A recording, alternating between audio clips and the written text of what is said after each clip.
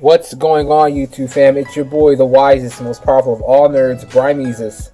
Today, I had the honor to interview legendary Spider-Man writer and comic writer, Marvel writer, Venom creator, David Michelinie. David did not wish to be interviewed on camera, per se, but he did allow me to record the audio of our conversation, which I will play for you guys. We talked about a bunch of things.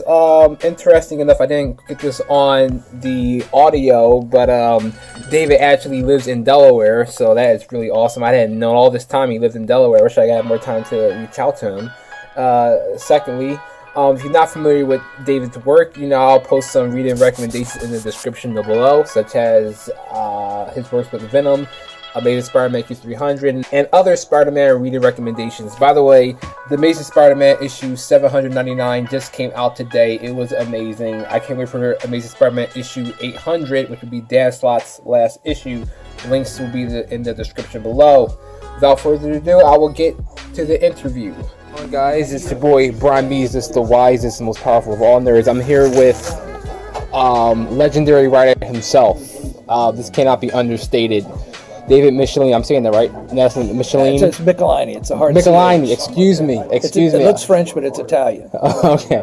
Michelinie. David Michelinie, I'm glad I cleared that up. That's my first question. David Michelinie, this guy, he had a tremendous effect on pop fiction as a whole. Some of you people may have watched the Amazing Spider-Man cartoon on Fox, you've seen Venom, may have watched the movie, seen Venom, may have played video games as Venom, and this is the guy that is the reason behind it all. David, it's a pleasure to speak with you. Now, I have a few questions here, sir. First off, is he heard about the Venom movie coming out, correct? Oh, of course. What are your opinions about that? Because that movie does have me, as a Venom fan, extremely nervous with the direction they're trying to go in. Did they include you running on that, like as far as the writing, or did they use it as a reference, or what do you think about the movie overall? They have not contacted me at all. I've had nothing to do with it, but they do say that their research, they're basing it on two things: Venom Lethal Protector, which I wrote, and Planet of the Symbiotes, which I wrote. So I don't know how much of that they're going to do. I don't know how much they're going to. I mean, they can't tie it into the origin of Venom, because that was in the Secret Wars. So they got to do something different with it. They've got some good actors. They got Tom Hardy, who's got some strong acting chops. They got Woody Harrelson. Woody Harrelson is supposed to be Venom. He's good at playing crazy people. So they got a lot of good actors. The trailer looked like they were showing Eddie Brock as a sympathetic character, which I think is very important. So I'm cautiously hopeful. Okay, well, if I am hopeful as well, because it's like, if the Venom movie is not good, then we all lose from that. There's no way that I want it to be an awesome movie. I wish it was controlled by Disney, because they've been doing a great job with the Marvel movies. But you can tell if anything goes wrong, we now know the reason why, not because they did not work with you directly. So you all heard it here. So we already know the source of the problem, if there is a problem. Number one. Second question, sir, I have to ask you: would you ever consider working for the Amazing Spider-Man series again? The chances of Marvel asking me to write Amazing Spider-Man again are probably equal to that of the chances of me walking to the moon. What? It's not going to happen. I've written one 8-page story for Marvel in the last 5 years. They're not interested in having me work for them. Now, if the impossible happened and they asked, I'd have to find out who Spider-Man is now. He's changed so much, and there's so many spider people out there, that if it was a character that I could identify with, that I could enjoy writing, I would certainly consider it. But if it's just some character that's so different from what I like about Spider-Man, and a lot of them have been, I wouldn't have fun writing it, and right now I don't need the money that much. Okay, well, sir, I completely understand. But as you know as well as anybody, Peter Parker and Spider-Man always go inside this kind of cycle. His life changes drastically, from the person we all know. Like sometimes we get super rich. It was happening recently, and then you know, he'll make it like a power buff or a new suit or something like that. And now, you know, most recently the comic book, Dan Slott run, he was head of Parker Industries, and that collapsed because of Dr. Octopus and the Secret Empire storyline through Marvel. So now he's going back to the, you know, the regular Peter Parker with, you know, average troubles in the world, you know, he trying to make ends meet. So, you know, it always goes back in those kind of like biorhythms and things like that. So it'll be the Peter Parker that I would say that you're normally used to, because you took him through some changes, you know, his marriage, his wife getting acting and stuff like that. He's, I guess, him and Mary Jane might be becoming a thing again, you know, because Dan Slott is leaving Spider-Man. So I couldn't think, you know, and also Brian Michael Bendis is leaving Marvel. So I couldn't think of a better individual, honestly, you know, to take up the mantle. Maybe a few others, you know, Michael J. Straczynski, if he would have come out and do it. But, you know, aside from that, like, you know, you're the man himself is like, you know, it's... Well, write Marvel a letter, let them know. Would that help? Well, probably not. Because I would, you know, I would definitely do that. Like, I would love to see you back in the Amazing Spider-Man. Like, you did a phenomenal job. You know, certain people come to me and say, like, you did, like, a great job. Maximum Carnage, the Planet Symbiote, you know, this legendary stories, like, scripture, as far as the comic, wow. You know. Well, you're very kind.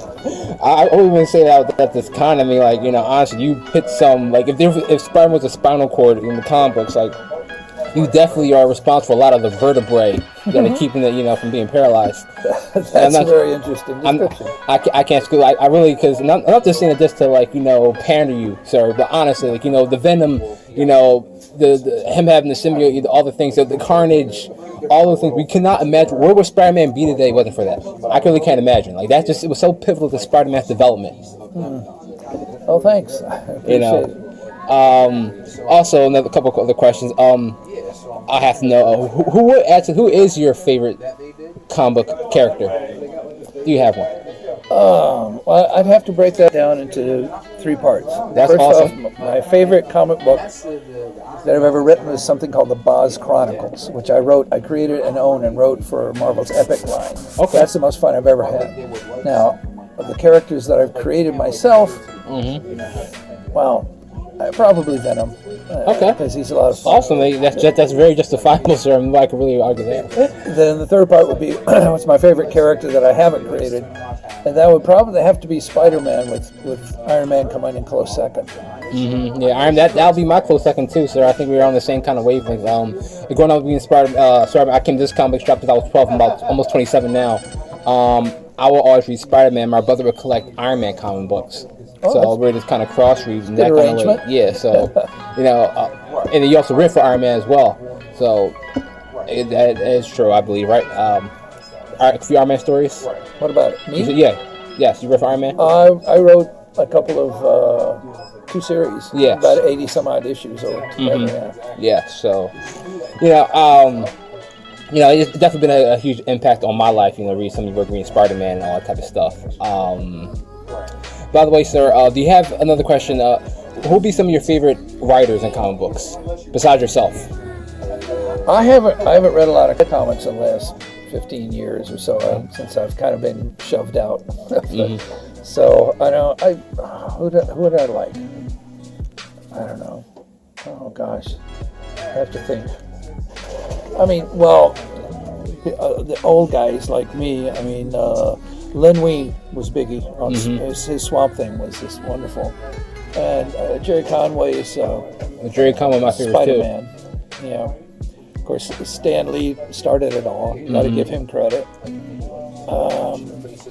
Actually, Jim Shooter knew anything about the Avengers. He was a very good writer for that. Probably many others, but I understand. Yes, I put Jerry Conway in one of my videos. I did a top 10 greatest Spider-Man writers of all time. Of course, you're on that list. You know, without a doubt. You know, very high. And also Jerry Conway. You know, he's on the list as well. So, but well, he was a writer on the book when I first got into comics back in comics. Way back in the day. He was Stan Lee's, I think, first successor, if I'm not mistaken. He or Roy Thomas, I think, one of the two. Oh, wow. Sir, it's been really great to pick your brain. Now, I have to ask you one last question. What do you think about the Marvel Cinematic Universe? Would you consider writing for that in the movies you get the chance? I think you should. Well, them inviting me to write for that would be about the same as me walking to Mars. So, the Hollywood has no idea that I exist. Marvel has a chance, but I don't think they've hit a foul ball yet. Yeah. And some of the movies are better than others, but pretty much all of them are at least pretty good. Some of them have been very good. Oh, okay. I'm really disappointed they did not contact you for Venom because it's not Disney produced. I think it should be. And then, how you're not gonna go to the source? I really just don't get that. They don't go to the source. The person that can save this all, because I know they got a couple of writers, some of my favorites. I know Jason Aaron worked on some of the Avengers movie, like Thor. I think had Michael J. Straczynski. But the trailer had me really shaky for Venom, and I knew that you wouldn't let something like that happen. I knew you would take really good care of your product. I mean, who better to take care of Venom than you? Well, nobody. I'd try, but it's hard to fight Hollywood if they've got other ideas. Well, hopefully, I can put a good word in. Anyway, guys, this wraps up my interview with David Michelinie. Excuse me, David Michelinie. Well, Jim Shooter used to write it rhymes with pickle my knee. Yeah. So David Michelinie. It's been an absolute pleasure to pick your brain for the last 10 minutes or so. It's been an honor. I may come back. I think I'm going to get a comic book drawn and have you sign it. Be happy to. Again, so.